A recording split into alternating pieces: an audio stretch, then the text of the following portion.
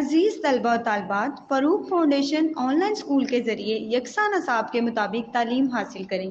اگر ہماری ویڈیوز پسند آئیں تو چینل کو سبسکرائب کریں اور دوستوں کے ساتھ شیئر کریں اور بیل آئیکن کو لازمی دبائیں تاکہ آئندہ آنے والی تعلیمی ویڈیوز آپ حاصل کر سکیں۔ بسم اللہ الرحمن الرحیم۔ السلام علیکم، کیسے ہیں آپ سب؟ ٹھیک ہیں؟ میں آپ کی اسلامیات کی ٹیچر ہوں، میرا نام فرح عباسی ہے۔ آج ہم اسلامیات پڑھیں گے کلاس 4 کی، جیسے کہ آپ کو تصویر میں نظر آ رہا ہے۔ ہماری کتاب ہے اسلامیات کی، جو کہ کلاس 4 کی ہے۔ چلیں جی شروع کرتے ہیں۔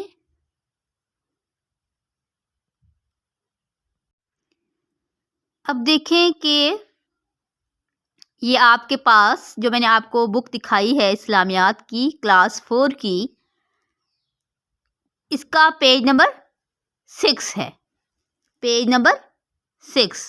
Open your book, page number 6۔ اب بیٹا جیسے ہم نے فرسٹ اینڈ سیکنڈ ویڈیو میں پڑھا تھا ناظرہ کے بارے میں، اور ہم نے صورتیں پڑھی تھیں جو ہم نے حفظ کی تھی۔ آج ہمارا جو تیسری جو ویڈیو ہے وہ ہے حدیث نبوی صلی اللہ علیہ وآلہ وسلم کے بارے میں۔ تو سب سے پہلے ہم نے 5 مختصر احادیث کا جو معنی ہے وہ سمجھنا ہے، یعنی کہ مفہوم جو مطلب ہے وہ سمجھنا ہے۔ اور پھر کیا کرنا ہے، سب سے بڑی بات ہوتی ہے کہ جو آپ پڑھیں پھر اس کو اپنی روزمرہ زندگی پر میں اس کے اوپر عمل بھی کریں۔ تو جو دی گئی احادیث ہیں وہ ہم نے سب سے پہلے اس کے بارے میں پڑھنا ہے، اور اس کے بعد پھر جو ہے ہم کیا کریں گے، اس پر عمل کر کے اپنی جو لائف کو بہت اچھا بنا سکیں گے۔ اچھا جی اسٹوڈینٹس، سب سے پہلے ہم اس پیراگراف کو پڑھ لیتے ہیں، اس کے بعد دیکھیں گے کہ اس میں کیا لکھا ہوا ہے، ہم سے کیا کہا جا رہا ہے۔ ہمارے پیارے نبی حضرت محمد صلی اللہ علیہ وآلہ وسلم نے جو کام کیے یا جو باتیں ارشاد فرمائیں ان کو حدیث کہتے ہیں۔ اس سبق میں آپ 5 حدیثیں پڑھیں گے اور ان کا معنی اور مفہوم سمجھیں گے۔ اچھا، یاد رکھیے کہ اسلام کو سمجھنے کے لیے قرآن مجید کے ساتھ ساتھ حدیث کو جاننا ضروری ہے۔ اس میں کوئی شک نہیں ہے کہ حدیث کو قرآن مجید کے ساتھ ساتھ سمجھنے اور اس پر عمل کرنے کی بہت ضرورت ہے۔ اب دیکھیں حدیث کا مطلب کیا ہے۔ حدیث کا مطلب ہے حضور پاک صلی اللہ علیہ وآلہ وسلم نے جو بھی ارشاد فرمایا، جو بھی انہوں نے احکام جاری کیا، جو بھی معاملات تھے اس وقت، ہر زندگی کے ہر معاملے کے بارے میں جو انہوں نے کر کے دکھایا، ٹھیک ہے، وہ حدیث ہے۔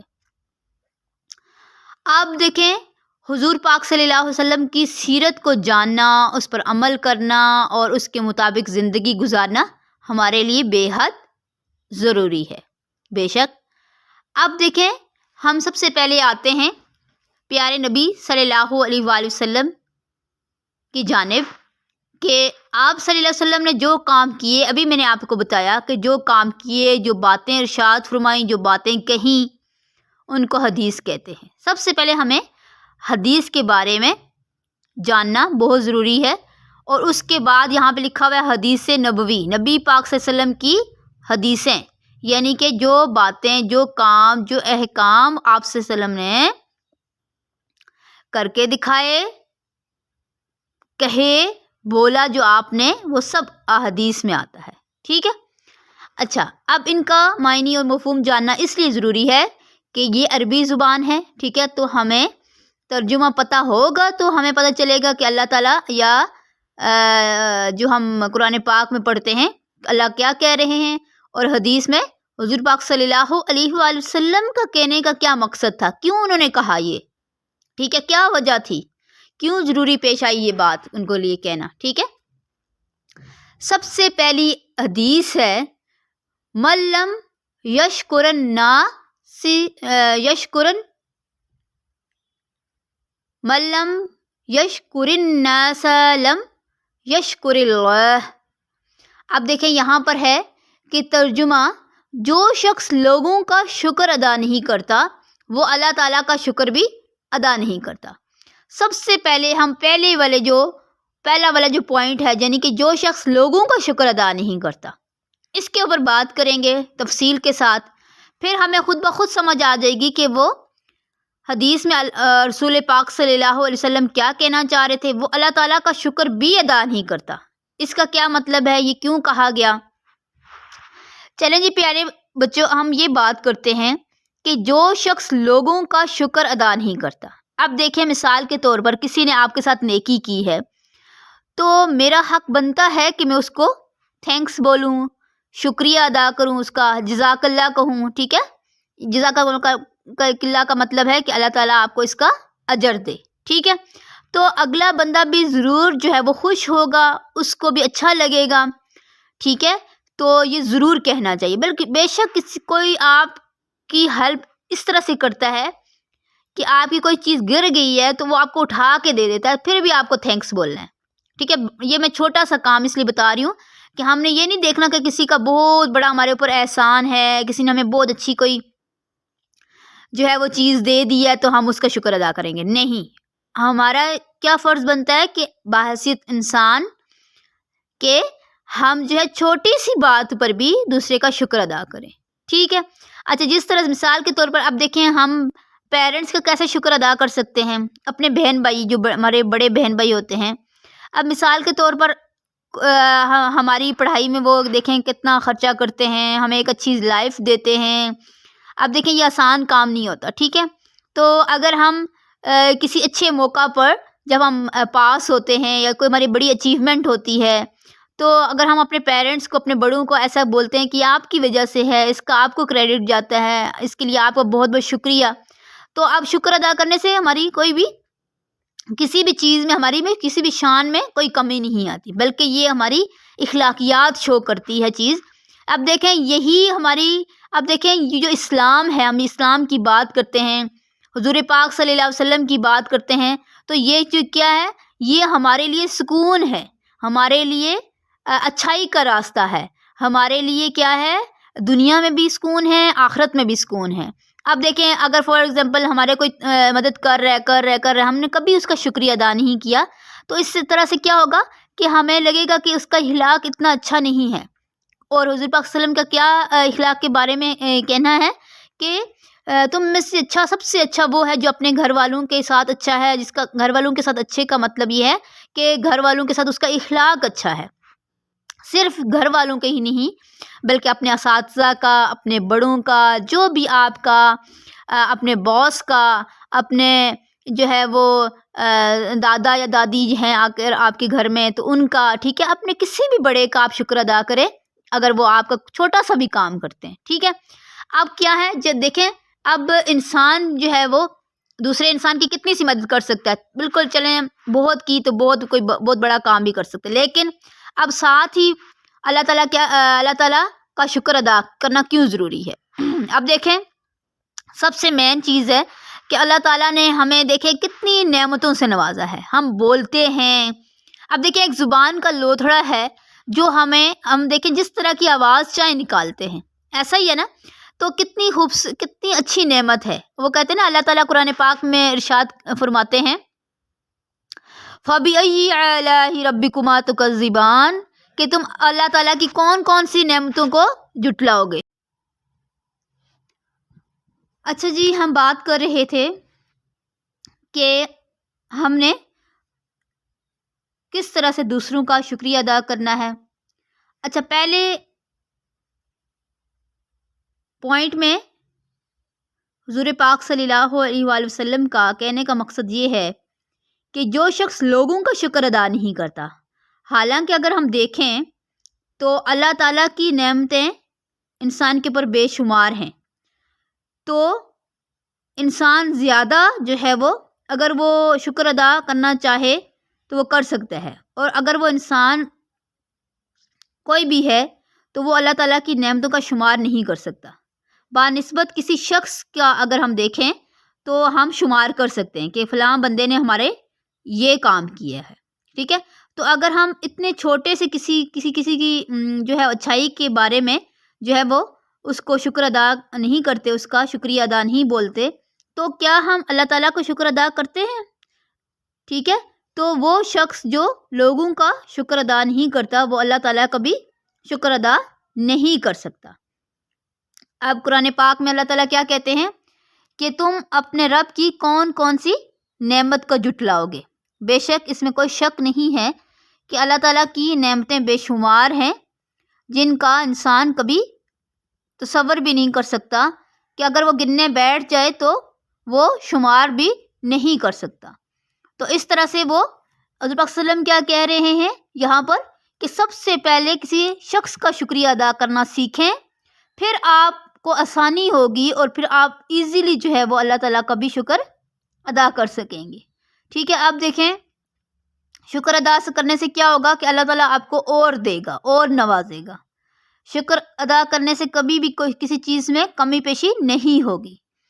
اور یہ دیکھیں ہماری عملی زندگی میں بھی اس چیز کا کتنا اچھا عمل دخل ہے کہ ایک شخص اگر آپ کے ساتھ اچھائی کرتا ہے، نیکی کرتا ہے، بھلائی کرتا ہے، تو آپ کو کوئی سہولت دیتا ہے، تو اگر آپ اس کا شکریہ ادا کریں گے تو اس کا مطلب کیا ہے کہ آپ کو سکھایا جا رہا ہے عملی طور پر اسلام کیا ہے، ٹھیک ہے۔ تو اس کو بھی اچھا لگے گا، جس نے آپ کی کوئی مدد کی ہوگی تو وہ آپ کی بار بار مدد کرنا چاہے گا، ٹھیک ہے، اور آپ کا دل میں وہ ضرور سوچے گا، بے شک وہ زبان سے نہیں کہے گا لیکن وہ دل میں ضرور سوچے گا کہ یہ شخص جو ہے وہ اس کا اخلاق کتنا اچھا ہے، میں اس کی دوبارہ مدد کروں گا۔ لیکن اگر کوئی شخص کسی دوسرے شخص کا شکریہ ادا نہیں کرتا تو اس کا مطلب ہے کہ وہ انا پرست ہے، اس کا اخلاق نہیں اچھا، اور اس طرح سے ہمارے جو دنیاوی معاملات ہیں وہ بہتر طور پر نہیں چل سکتے۔ چلیں جی اب دوسری جو ہے وہ حدیث کی طرف چلتے ہیں۔ لا یرحم اللہ من لا یرحم الناس۔ اب یہاں پر بتایا گیا ہے بہت ہی خاص بات، بہت ہی اہم بات جو ہماری سوسائٹی میں اب اس قدر بڑھ چکی ہے کہ جس کا ہم تصور بھی نہیں کر سکتے۔ لا کا مطلب ہوتا ہے نہیں، یرحم اللہ جو یرحم اللہ اللہ تعالیٰ رحم نہیں فرماتا، من لا یرحم الناس جو لوگوں پر رحم نہیں کرتا۔ بے شک اب دیکھیں رحم یعنی کہ اللہ تعالیٰ کی ایک بہت بڑی صفت ہے کہ رحم کرنا، مہربانی کرنا، اگر کسی نے کوئی غلطی کر دی ہے تو اس کو معاف کر دینا، اپنی رحمت سے اس کو معاف کر دینا، ٹھیک ہے۔ تو اللہ تعالیٰ کی یہ اتنی خاص صفت ہے، تو وہ یہ چاہتا ہے کہ میرے لوگ بھی جو ہیں، میری جو ہے وہ انسان ہیں، جو سارے لوگ جو ہیں وہ بھی دوسرے لوگوں پر رحم کریں، ٹھیک ہے۔ تو جب وہ شخص کوئی بھی شخص جو ہے وہ لوگوں پر رحم نہیں کرے گا تو اللہ تعالیٰ بھی اس پر رحم نہیں کریں گے، اور جب اللہ رحم نہیں کریں گے تو اس شخص کو بہت نقصان اٹھانا پڑے گا، کیونکہ ہم ہر اپنی زندگی کے قدم پر جو ہے وہ اللہ تعالیٰ سے رحمت مانگتے ہیں۔ ظاہر سی بات ہم انسان ہیں، ٹھیک ہے، ہمیں بار بار رحمت مانگنی ہے، ٹھیک ہے، اور بے شک یہ اللہ تعالیٰ کی رحمت ہے کہ وہ ہمیں معاف کر دیتا ہے اور ہمارے پر رحم کرتا ہے، ٹھیک ہے۔ تو یہاں پر بات کی گئی ہے کہ اللہ تعالیٰ اس پر رحم نہیں فرماتا۔ کیا لکھا ہوا ہے؟ اللہ تعالیٰ اس پر رحم نہیں فرماتا جو لوگوں پر رحم نہیں کرتا۔ اب اگر کوئی جو ہے وہ شخص بہت آپ کہہ سکتے ہیں کہ ظالم ہے، ٹھیک ہے نا، تو اس کا مطلب کیا وہ ظلم کرتا ہے، لوگوں پر رحم نہیں کرتا، تو کیا اللہ تعالیٰ اس پر رحم کریں گے؟ ہرگز نہیں، ٹھیک ہے۔ اللہ تعالیٰ بھی اس شخص پر رحم نہیں کریں گے۔ اب اللہ تعالیٰ جو ہیں وہ اپنی مخلوق سے بے پناہ محبت کرتے ہیں، اللہ تعالیٰ فرماتے ہیں کہ تم میری مخلوق پر رحم کرو. مخلوق اللہ تعالیٰ کی کو بہت پیاری ہے, ٹھیک ہے.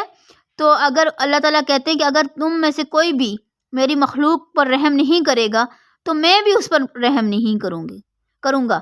تو اس وجہ سے کیا ہوگا کہ وہ شخص کبھی بھی اپنی زندگی میں بھی کامیابی کی طرف نہیں چل سکتا, اور جس کا نتیجہ یہ نکلے گا کہ وہ آخرت میں بھی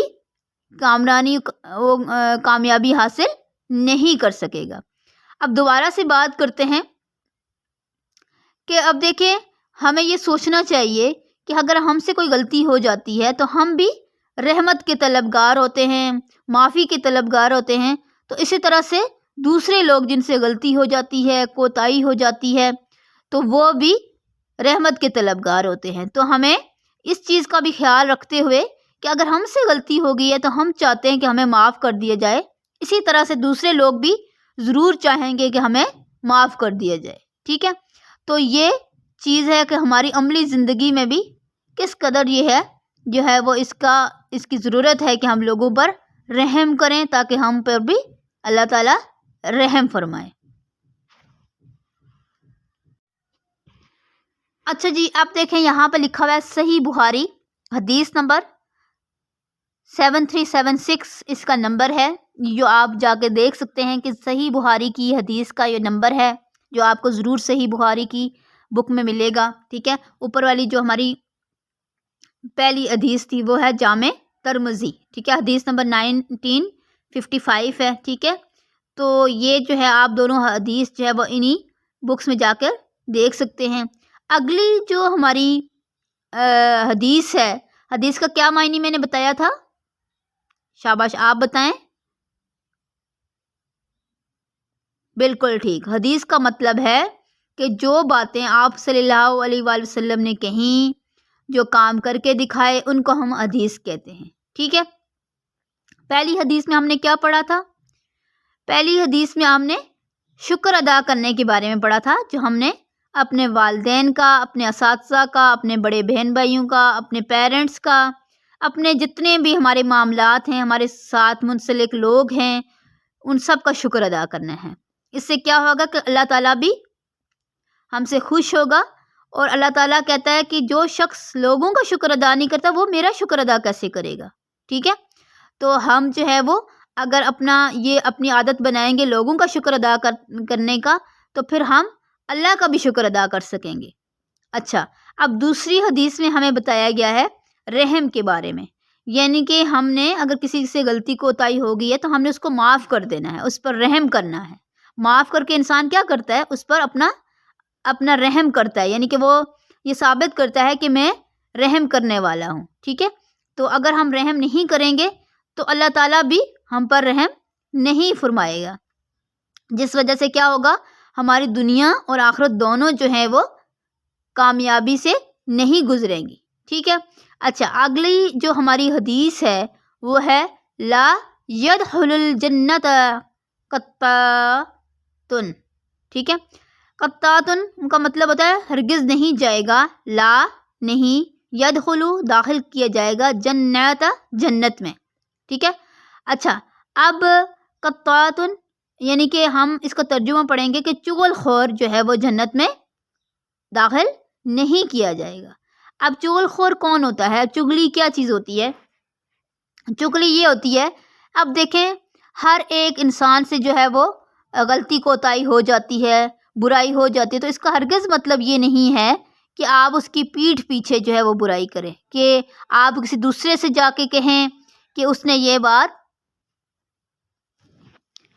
تو ہمیں جو ہے وہ ہماری کیا ذمہ داری بنتی ہے, اگر کسی سے غلطی کوتاہی ہو گئی ہے تو ہم نے اس کو الگ جا کر بتانا ہے کہ آپ نے یہ غلطی کی ہے, آئندہ نہیں ہونی چاہیے. پھر اس سے کیا ہوگا کہ اس شخص کے دل میں آپ کے لیے عزت بڑھ جائے گی اور وہ اپنی اصلاح بھی کر سکے گا. یہ نہیں کرنا کہ اس کی تھوڑی سی چھوٹی سی مسٹیک ہے جس کی وجہ سے آپ جو ہے وہ کسی تیسرے کو جا کے بتا دیتے ہیں کہ اس نے یہ غلط کیا ہے, ٹھیک ہے. یا پھر آپ سے کوئی بات کہتا ہے, یا آپ کوئی بھی بات دیکھتے ہیں, کسی کے درمیان جھگڑا دیکھتے ہیں, کوئی اچھی بات نہیں دیکھتے, تو اس کو جا کر آپ نے اگلے تیسرے بندے کو بالکل نہیں بتانا, بلکہ اپنا اس کا پردہ رکھنا ہے۔ آپ کو پتہ ہے اللہ تعالیٰ کہتے ہیں کہ اگر آپ دوسروں کا پردہ رکھیں گے تو میں آپ کا پردہ رکھوں گا، کیونکہ آپ کو آپ کے بارے میں، میرے بارے میں، ہر ایک شخص کے بارے میں جتنا اللہ جانتا ہے، اب ہم اپنے رب سے اتنے ہماری واقفیت ہے کہ ہمارے وہ دلوں کے راز بھی جانتا ہے، جو ہم سوچ رہے ہوتے ہیں کہ ہم اگلے لمحے کیا کریں گے، ٹھیک ہے، اگر ہماری اچھی نیت ہے یا بری نیت ہے، وہ ہماری نیتوں سے بھی واقف ہے، ٹھیک ہے۔ تو ہم نے کیا کرنا ہے کہ چغلی بالکل بھی نہیں کرنی، کیونکہ چغل خور جو ہوتا ہے وہ جنت میں بالکل بھی داخل نہیں کیا جائے گا۔ اب آپ دیکھیں کہ ایک چھوٹی سی برائی ہے جس کی وجہ سے آپ دیکھیں کہ کتنا بڑا جھگڑا ایک خاندان میں پڑ سکتا ہے، اور آپ کے دلوں میں نفرت پیدا ہو سکتی ہے۔ اور پھر کیا ہوتا ہے کہ ہم کیا کرتے ہیں کہ اپنے سے ہمارے لوگ جو ہیں کہیں سے بات اگر مل جاتی ہے تو اس کو بڑھا چڑھا کر پیش کرتے ہیں، جس کی وجہ سے کیا ہوتا ہے دلوں میں نفرتیں پیدا ہوتی ہیں، اور جو ہے وہ ہماری اخلاقی جو قدریں ہیں وہ ان کو نقصان پہنچتا ہے، ٹھیک ہے۔ تو ہم نے اپنی اخلاقی قدروں کو بالکل بھی جو ہے وہ تباہی سے بچانا ہے، نقصان سے بچانا ہے، ٹھیک ہے۔ تو تبھی یہ ہو سکتا ہے کہ اگر ہم کسی کی بات دیکھتے بھی ہیں بری تو اپنے اندر ضم کر لیں، وہ یہ بھی سوچیں کہ ہم بھی کتنے جو ہے وہ برائی کر جاتے ہیں، غلط کام کر دیتے ہیں، ٹھیک ہے۔ کوئی بھی انسان جو ہے ہم یہ نہیں کہہ سکتے کہ وہ ہر لحاظ سے مکمل انسان ہے۔ کہنے کا مقصد یہ ہے کہ اس میں اگر نیکیاں ہیں، نیکی کرنے کا جذبہ ہے تو برائی بھی اس سے ہو سکتی ہے، کیونکہ انسان جو ہے وہ غلطی کا پتلا ہے، ٹھیک ہے۔ آپ کو یہ بھی بات پتہ ہے اچھی طرح سے کہ حضور پاک صلی اللہ علیہ وآلہ وسلم ایسی شخصیت ہیں جو کہ ہر برائی سے پاک ہیں، ہر غلطی سے پاک ہیں۔ ان کے علاوہ جو ہے ہم سب میں اچھائیاں بھی ہیں اور برائیاں بھی ہیں، ٹھیک ہے۔ تو ہم نے یہ نہیں دیکھنا کہ اگر کوئی برا کام کر رہا ہے تو ہم نے اس کا سب لوگوں کو بتانا شروع کر دینا ہے، بلکہ اس کی اصلاح کرنی ہے۔ اگر ہم اس کے ہمدرد ہیں تو ہم نے اس کی اصلاح کرنی ہے۔ اچھا جی، اپنی بک کا پیج نمبر 7 کھولیں، حدیث نمبر 4 ہے جس کے بارے میں ہم پڑھیں گے، اور اس کا ترجمہ اور اس کے بعد حدیث کا جو ہے وہ مفہوم اور تفصیلی وضاحت کے بارے میں دیکھیں گے۔ اب دیکھیں، سب سے پہلے ہم حدیث کو پڑھتے ہیں۔ اِنَّا مِنْ أَحَبِّكُمْ إِلَيَّ أَحْسَنَكُمْ أَخْلَاقًا۔ اب دیکھیں، سب سے پہلی بات جو ہے وہ ہم سے کس بارے میں بات کی جا رہی ہے؟ اخلاق کے بارے میں۔ ترجمہ، تم میں سے وہ شخص میرے نزدیک زیادہ محبوب ہے جو اچھے اخلاق والا ہے۔ اب حضور پاک صلی اللہ علیہ وآلہ وسلم اپنے محبوب بندے یعنی کہ اپنے پیارے بندے کے بارے میں کہہ رہے ہیں کہ وہ شخص جو میرا پیارا بندہ ہے وہ کون ہے، اس میں کیا خاص بات ہے کہ وہ میرا پیارا بندہ ہے، وہ میرے نزدیک ہے۔ انہوں نے شرط بتا دی ہے کہ جو اچھے اخلاق والا ہے، ٹھیک ہے۔ اب اچھا اخلاق یہ نہیں ہے کہ آپ نے کسی سے اچھے انداز میں بات کر لی، بلکہ اپنے معاملات میں بھی بہت ایمانداری سے چلنا وہ بھی اخلاق ہے، ٹھیک ہے۔ آپ کے پاس اگر کسی نے امانت رکھوائی ہے تو آپ نے خیانت نہیں کی، وہ بھی آپ کا اخلاق ہے۔ آپ نے اللہ کے لیے کسی سے لڑائی چھوڑ دی ہے، وہ بھی آپ کا اخلاق ہے۔ اللہ تعالیٰ کہتے ہیں، اب دیکھیں ہمارے معاشرے میں کیا تصور پایا جاتا ہے، کیا کنسیپٹ ہے کہ آپ سے اگر کوئی لڑ جھگڑ رہا ہے تو آپ نے بھی اس سے لڑائی لازمی کرنی ہے، کیونکہ آپ اگر یہ کام نہیں کریں گے تو آپ بزدل تصور کیے جائیں گے۔ لیکن اس کے برعکس اگر ہم اسلام کو دیکھیں اور اسلام میں دیکھیں لڑائی جھگڑے کی کتنی ممانعت جو ہے وہ کی گئی ہے، تو اللہ تعالیٰ کہتے ہیں کہ اگر تم میرے لیے وہ جھگڑا چھوڑ دیتے ہو تو اس کا اجر میں تمہیں کتنا دوں گا اس کا تم اندازہ بھی نہیں کر سکتے ہو، ٹھیک ہے۔ تو یہ ساری چیزیں اخلاق میں آتی ہیں۔ اخلاق میں جو ہے وہ ایک وسیع و عریض جو ہے اپنے اندر جو ہے وہ معنی اور مفہوم رکھتا ہے۔ اس اخلاق میں یہ بھی آتا ہے کہ آپ نے کسی کے ساتھ کتنا جو ہے ایمانداری کے ساتھ کام کیا ہے، دھوکہ دہی سے کام نہیں کیا، اور کتنے اپنے جو ہے وہ آپ کہہ سکتے ہیں کہ جھوٹ نہیں بولا کسی کے ساتھ اپنے معاملات میں، کسی کی چغلی نہیں کی، کسی کی غیبت نہیں کی. یہ ساری چیزیں اخلاق میں آتی ہیں، اور اخلاق جس کا اچھا ہے وہ آپ صلی اللہ علیہ وآلہ وسلم کے بہت نزدیک ہے. اس کا مطلب یہ ہے کہ اگر جو شخص حضور پاک صلی اللہ علیہ وسلم کا جو ہے وہ محبوب ہے، ان کو پیارا ہے، وہ ضرور جنت میں جائے گا. اور جس کو جنت مل گئی اس کا آپ سوچیں کہ وہ ایک کامیاب انسان ہے. یہ ہماری دنیاوی باتیں ہیں کہ اگر ہمارا اسٹیٹس اچھا ہے، ہم جو ہے وہ ایک اچھے راستے پہ چل رہے ہیں، تو ہم جو ہے وہ کامیاب انسان ہیں. بالکل بھی ایسا نہیں ہے، بلکہ یہی جو ہمارے اعمال ہیں انہی کے نتائج جو ہیں وہ ہمیں آخرت میں جنت کی صورت میں ملیں گے. تو اس لیے ہم کہتے ہیں کہ دنیا آخرت کی کھیتی ہے، یعنی کہ جو ہم بوئیں گے وہی ہم کاٹیں گے. دنیا میں اگر ہمارے اعمال جو ہیں، ہماری اخلاق جو ہیں، اور ہمارے اخلاق کیوں زیادہ اہمیت کے حامل ہیں، کیونکہ اگر ہمیں کوئی شخص معاف نہیں کرے گا، ہم نے اس کے ساتھ زیادتی کی ہے، ظلم کیا ہے، بے رحمی سے اس کے ساتھ پیش آئے ہیں، تو وہ جب تک ہمیں معاف نہیں کرے گا تب تک اللہ تعالیٰ ہمیں معاف نہیں کریں گے. اس لیے زیادہ ضروری ہے کہ ہم اپنے دنیاوی معاملات جو ہیں وہ اپنی عبادات کے ساتھ ساتھ ان کو بھی ٹھیک رکھیں، ان کو بھی ایک متوازن انداز میں آگے چلائیں، تبھی ہمارا اخلاق جو ہے وہ اچھا رہے گا. یہ جو حدیث ہے جو ہم سے ڈسکس کی گئی ہے، یہ ہے صحیح بخاری کی حدیث نمبر 3759 حدیث کا نمبر ہے، اور صحیح بخاری کی یہ حدیث ہے. تو آپ نے اس حدیث کے بارے میں سمجھنا ہے اور سوچنا ہے کہ کیا ہمارے اخلاق اچھے ہیں. اگر نہیں اچھے تو ہم نے اپنے اخلاق کو اچھا کرنا ہے، کیونکہ اس کی بہت ضرورت ہے ہمارے معاشرے میں.